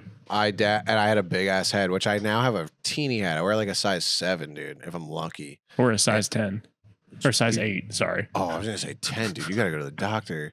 And it's huge, bro. Size 8's huge. So my dad, when I was born, he was like, "Oh my god, look at this kid. His head's so big. His head's as big as a bucket." And so he started calling me Buckethead. I'm not even kidding. I was called Buckethead from my time I was born. He brought me home. They were calling me Buckethead. You and Tony forever. have something in common, man. They were calling me Buckethead forever. My sister, who was only 3 at the time, couldn't say Buckethead, so she started calling me Bucky and Buck. And then it's never left. And nobody in my whole life calls me Michael except for my sister and my mom or my dad. Not my dad, my mom when she's really pissed. But I never, bro. And people always try to troll me like, Michael, I'm going to call you Michael. I'm not going to call you Buck. Like, I've had people say that to me, like, not even trolling and being serious, and where I have to be like, nah, like, you got to call me Buck. Like, I do not answer to Michael. Dude, that's how Max is too. I'm not gonna dox what Max's actual name is, but it's so funny how many things about you, Buck, overlap between the 3 of us, or the 3 of the Woken Boke guys.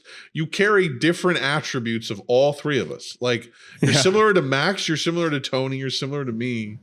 It's very strange. I'm a Woken Boke child. I'm like your child. You guys, if you guys, and you're older than us. Damn. Whoa. Just by a couple months. Just by a school year, bro. Whoa. Just by a year, bro. You're the old man of the crew. But you're Unk, bro. I'm Unk. Dude, I feel Unk. And there's been, not to segue, but there's been all those Unk memes. Mm-hmm. Somebody said the other day, it was like, this made me fucking pissed. It was like, if you played Wii fucking Mario Kart or Wii Mario Kart, you're Unk stats. And I was like, fuck you, bro. Wii? Are you kidding me?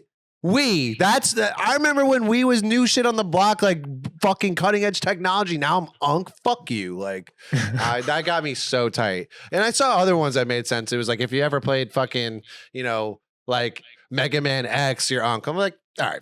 That plays. Definitely Unk status. And I'll give myself the Unk card for Mega Man X, but don't give me that shit for playing the fucking Wii, bitch. I definitely think the one Unk opinion, and I say this not because you have this opinion.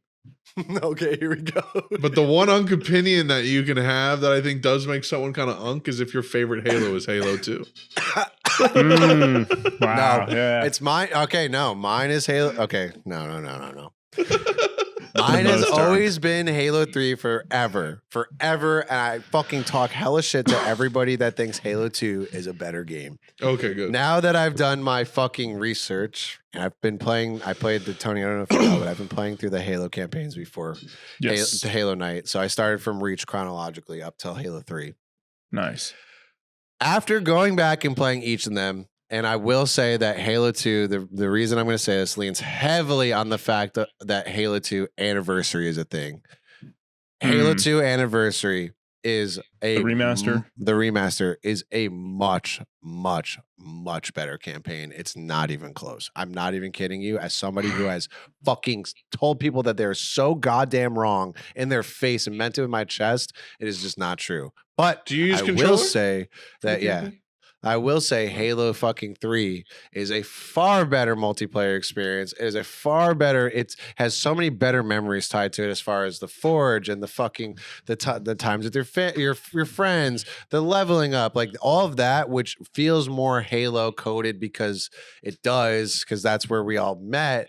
And the co-op with the campaign, because also this is another thing, is that Halo 3 is completely co-op coded. The whole campaign, it's like, I really wish I had my buddy with me.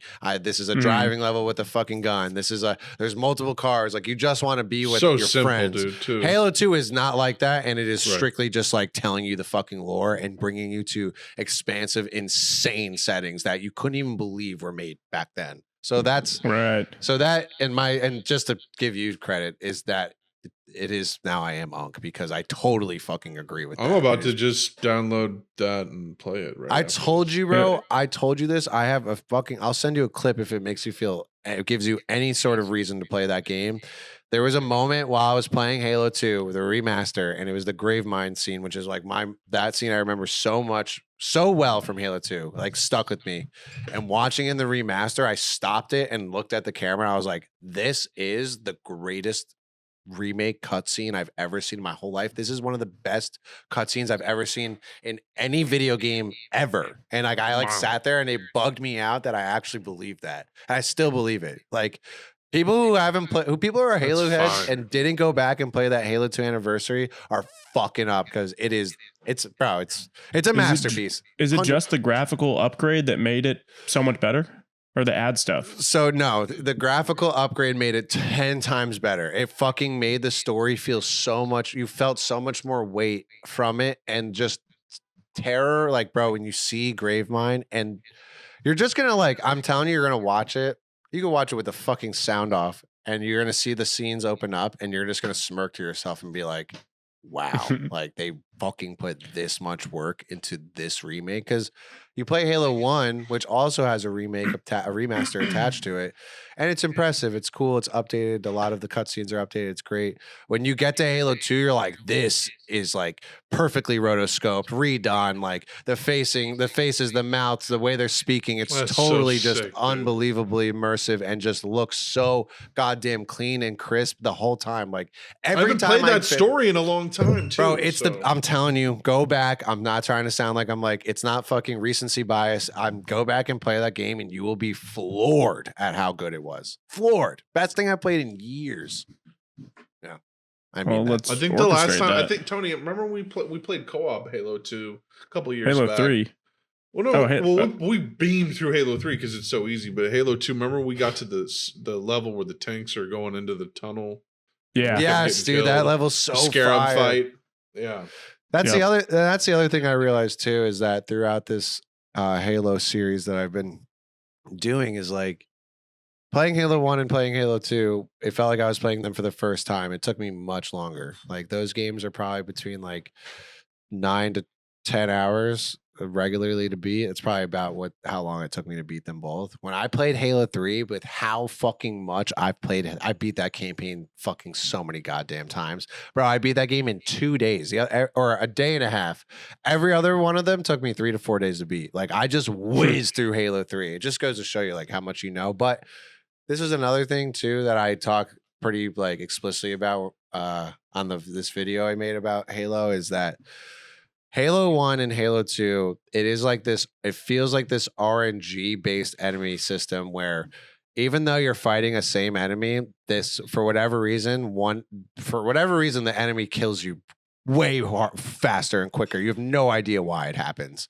In Halo 3, it does not do that. Halo 3 is very much so, here are the rules and here's how you play. And you can, if you know the rules of this character and the rules of this gun, that you'll be able to do that. You'll be able to replicate it every single time. So it's like, I know that I can kill the brutes really quick with just headshots. So like, there's no characters that feel like crazy fucking strong for no reason. And what they do in Halo 3 is that they like increase mobs, and yeah, they'll be more difficult, but you're fighting like a lot more mobs. In Halo 2 and Halo 1, they do the same thing, but there is like this like this RNG feeling of, fuck, why is this one fucking grunt like fucking me up every time. It's so strong. Or that why did this random brute be like way more aggro than any of the other ones? And you can't really fucking memorize and figure it out. It just hopefully that doesn't happen on your next playthrough, you know? Yeah, the difficulty levels where like grunts are a fucking issue are so funny. Yeah, they have like fucking fuel rod cannons and they're just fucking shitting on you for no reason. Like heroic. Yeah, legendary on Halo 2. You don't even get. You have to restart the level if you die. Yeah, restart the level. I played all of them on heroic because I was just trying to finish them. And when I got to Halo 3, I was like, I should have just put this on legendary. This shit was so fucking stupid. It is that I do hate to say about it. Looking back, the Halo 3 campaign is a masterpiece in itself. It's got probably one of the best, if not the best, last levels of any game ever, and it just feels much, much easier. But this is something that maybe I ask you guys: is it much easier because of probably the reason I just said, or is it much better because the engine is better and physically it just feels more smooth? Like, why wouldn't that would make a game easier, right? Like that has to make a game way easier feeling. There's not as much like last generation jank to the physics and stuff like that for sure. It's so smooth. You feel it. That's why we keep playing Halo 3 anyways, because it's just like there is no jank really at all. It's the best looking one too. I mean, Halo 2, like the arms are like holding the arm. It's like I don't even know. Yeah, like, it's very unnatural. It's very unnatural. It's like, yeah. Halo 3 does look the best aesthetically, and oh man, but that's how I feel about him. It's funny though. I did not want to play fucking Halo. I did not. After I finished Halo 3, I was like, really if I beat it like middle of the day of my stream, and I was like, am I gonna just play ODST right now? And I went and played it and I was like, I don't want to play any more Halos anymore. Like I don't want because it's a set. You have like this realization through playing them that they don't get better. They never get better. And that kind of sucks. I feel like they literally made ODST because they were so depressed they were done with Halo 3. I mean, Reach came out and it was really great. Like when starting with Reach, it was the fucking I got a good look at the series that I believe is the end of what good Halo was. And when you get to play Halo Reach, which was like kind of like this new version of Halo with new mechanics and new power-ups, like they were trying a new thing, you're like, okay, this can work. Like this works. It still felt very Halo. Very Halo. Like it was not a jump. Yeah. No, it was not a jump. It's very Halo. And then you get to Halo 4 and you're like, oh man, what the fuck happened? What happened? Why did that happen? Like it feels That's when they so introduced clunky. Loot boxes too. And, yeah, they had the ordnance. Right. The ordnance was so stupid. Like that's how you got the power weapon was through ordnance. No, you're learning. You got to learn the map. Bro. You got to learn the map. It's so bad. And what if we took out a fundamental structural part of the gameplay? Part of the game, not a competitive piece of the game that makes the game hard. And it's just like I could be in a coma and tell you where the sword is on the pit. Bro, I could dead ass, dude. You just have to say where's the fuck? Yeah, where's the shotgun? How many snipers how many snipers are on the pit, and where can I get them? Where can I get them? Yeah, it brings me right back. I will be on my death if I'm, God forbid, but if I'm on my deathbed, actually, God willing, at an old age, and I'm barely there, I will still be able to tell you. Like where that overshield is on Guardian. Buck's in the fucking overshield room with the shotgun. That's like your last words. He's in there. He's farming. He's farming the fucking spawns. God, we need to do a Halo Night like.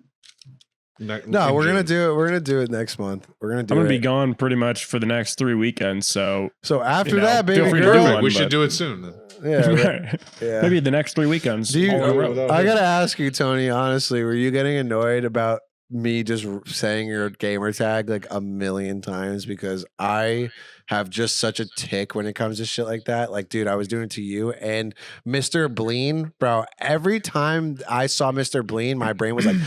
It's like Mr. Bleen, Mr. Bleen, Mr. Bleen, Mr. Bleen. Like I could not get that out. Okay, cool. Because that's kind of the point of it, honestly. I just love saying your gamer tag. It's a tick, really. It's Narbugal Doof just fucking hits. Nah, fucking Bogle Doof. Nah, Bogle Doof. I made my my Elden Ring character. I was trying to cook. I don't think I even really cooked. His name is so terrible, but his name is Wormston Galden. Wormston Galden. Wait, Wormston Galden? Yeah, Wormston Galden. That's what I don't know. That's pretty fire. His name was originally His name originally was Mr. Weenie Worm, but I changed it to Wormston Galden. Wormston Galden's good because it makes the less sense, the better. Frankly, it's what you can get away with, and you got away with that shit. Wormston Galden got it. He's an elf named Wormston. Wormston. You say he was an elf, or he's a dwarf? No. My character, I picked a fucking samurai character. So my samurai character. I thought you said it was an elf. Wormston Galden, and his fucking bro. His build is so fucked up. I made his build like. He's the skinniest, tallest guy ever. He has literally neon pink skin. His eyes have clouded pink clouds in his eyes because you can't see. And I made his face like so contorted and fucked up. He looks wild. And it's just so funny when they show him in a scene. Like they're called the Tarnished, and he's like, the one guy's like, I literally walk into the scene and it's just like, I've never seen you before. And it's like, oh, you've never seen this crazy neon freak worm looking guy before? The first time you've seen this guy. No way. This guy looks like a fucking insane person. Send me a picture because I kind of want to see what he looks like. Oh, he looks so fucked up. I'm gonna stream it later. I'll fucking screenshot it and send it to you. I'm sorry, which game is this? Elden Ring. This is okay. Elden Ring. Yeah. There's so many, bro. There's so many fucking. I didn't know there was that many like races that you could pick from. There's like all these different types. There's like sketch fucking. You can be. I mean, I was really surprised that you could just be a samurai. Honestly, I thought that was so random. I thought it was gonna just be like hero and knights and fucking wizard and warlock. But then all of a sudden, there's just like a fucking a samurai. There's a character called a wretch, which is just like a human that's naked. Wretch. Nice. You can just be a wretch. You just be a wretch, dude. You be a wretch. Nice. Oh fuck. Can you be a goblin? No, you can't be a goblin. Can you be? Yeah. Can you be a goon? You could definitely be a goon, and you can goon. You can be Goon Max heavy. Wow. Yeah, I'm trying to work on my Goon Max build right now. I've been kind of sitting on my Mew, but now I'm going towards my goon. That's the old meta, dude. Jelking's the new meta. Jelk maxing, especially. Jelk maxing. True. Max out Jelk. Max out Jelk. Jelk max. As well as what's the other one? Not mogging. Not mogging? Munting is the new meta. What's munting? Oh, that's don't even look that up. Don't even really look up what it has to do with a dead body and smashing it so that things come out. Okay, well now I gotta look it up. Where's my phone? It's about basically smashing a dead body while you're going down on it so that it explodes in your mouth. The organs. Why are we calling it's that TikToker Clax McBee or whatever his name is. He makes those. Is he the one that was like he like walks up and he's like saying an ice cream order and then he like is talking to a girl and then he's like I don't know. He does a fucking million, dude. He makes a. He does like the kid gets caught at school. Gets caught gooning at school. Oh, okay. What? I'm gooning right now. Anyways, this munting thing I'm not happy about. That makes me very upset. It's the new meta. Well, Tony brought it up. Be mad at him. I'll try to run it in Elden Ring, I guess. I'll see. I'll try to max out for that, I guess. I'll see what the munting build is like. Hopefully my samurai build is ready for the munt. I can munt. Yeah. You need the munt mount, actually. Munt mount. Christ on a bike. Christ on a fucking tricycle. All right, man. Well, this was a great episode. We should record again this week.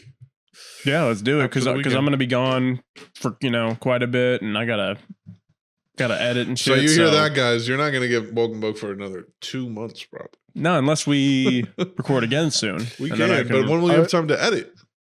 I mean, you can schedule them out if you can edit them before you go. But I have till Wednesday of next week, and then I leave on probably Wednesday night to go to my grandma's town, and then it's back-to-back vacay from there. Yeah, we're fucked. Well, then I get back on Sunday, and then 3 days later I'll go on vacation for a week. So mark in your calendar, guys. This is the last episode of Woke and Boke. So you're watching this in October right now. This is the finale of Woke and Boke right here. This is the end. I'll probably edit this on Monday. I'll probably edit this Monday and put it out, whenever. So if you want to record like Tuesday or even Monday, Tuesday, or Wednesday, then the following Monday, Tuesday, Wednesday, I can edit that one. So I can do next week. I'm great for whatever. So I always like to say, let's try it. Let's try it. Absolutely. Yeah, exactly. And I don't mind the more regular schedule, especially if we do sort of a bigger burger, You always like sorry, Tony. Are you Grapevine screaming at you? Talking, Tony? Yeah, okay. I didn't even listen to what you just said, man, to be honest. I was just saying, I don't mind the irregularity of the schedule, especially if we do, big burgers like this one. It's like a 2-hour. This was a big burger. Yeah. Drop the Fortnite burger or something down. Drop that. I don't even know what that is. The Vine Boom. Yeah. Right. You're going to have to download that for later. This is going to be a big episode to edit now. I know. Yeah, it's going to take a little bit, but I got all Monday to do it. So I got all the Monday to do it. Weenie. Be okay. Weenie.